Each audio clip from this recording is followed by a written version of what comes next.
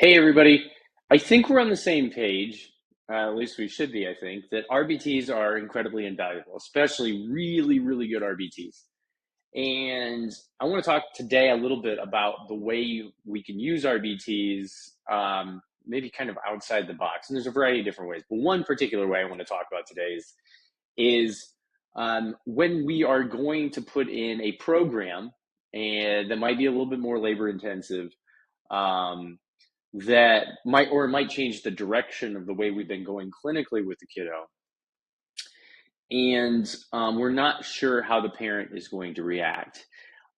More often than not, whether you're in a center-based setting or you're in a home-based setting, the RBT is going to have a closer relationship, a closer tab relationship with the parent than you are. And as a BCBA, you should have an excellent relationship. A couple weeks ago, I think I did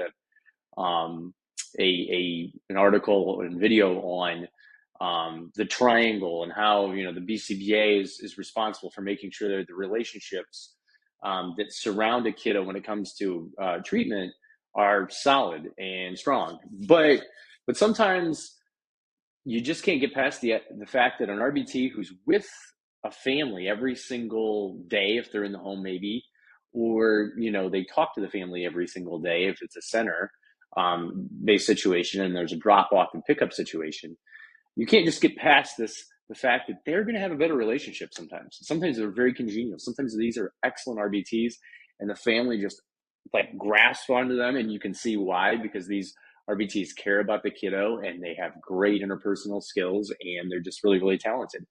In those situations, it's really important to run big clinical changes by the RBT, to pitch it to the RBT. First, it's really important just because the RBT is a stakeholder, right? We talked about that before. The RBT is in it to win it. They care about the kiddo, and they have a lot of key insights that you don't have just because you're not with the kiddo as often as they are. And so they're going to bring some anecdotal reports they're going to be helpful to you.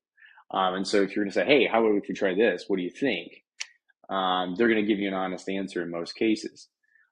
So that's cool. Great. Use them for that reason. But the other reason for this, for asking them about this is they're going to tell you what parents might think as well. Sometimes in a center-based environment, especially, it's very easy to just make a change willy-nilly to a program for a kiddo, or maybe you change directions for their next treatment plan. And okay, but we should be incorporating the family. And if it's going to be a big or a large change that you're considering, running it by the RBT is very, very helpful, because the RBT is going to tell you how the parent is going to react in those situations and give you an idea of how they're going to feel about it should you make that change. And so it's really important to pull them in on these conversations, because they can say things like, okay, yeah, mom's down with that. Mom can get down with that. I think she'd really, really like that. You should pitch that to her.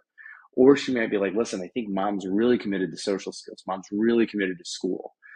We need to keep, a certain amount of programs in there for this kiddo that progresses them towards those social skills. Because we want this to be individualized to the needs of the learner and the needs of the family and the home environment. And so, that RBT is going to come forward with a lot of key information for you.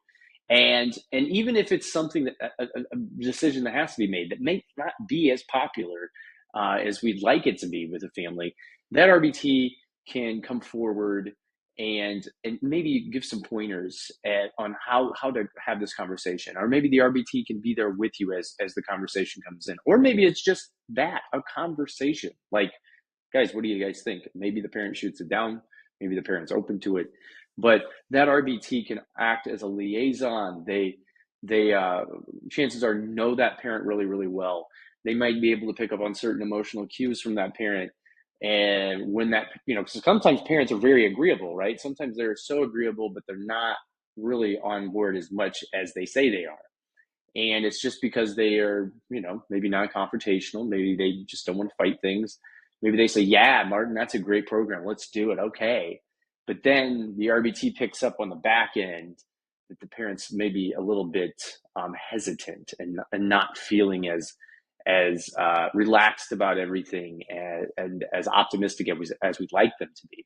So with that in mind, as a BCBA, you're going to want to have these conversations with the RBT and utilize them in terms of the interpersonal piece and the emotional IQ piece of for yourself and for just knowing more about the family. You want to know like where they're at with things, and so often an RBT is right at the pulse of how their attitudes towards your programming, their attitudes towards ABA, their attitudes towards the progress of their learner, and everything like that. So utilize your RBT. We've talked about that before, but also utilize them engaging the attitude of the parent towards the services you're delivering. And then you can make adjustments. You can find ways to have conversations and go from there.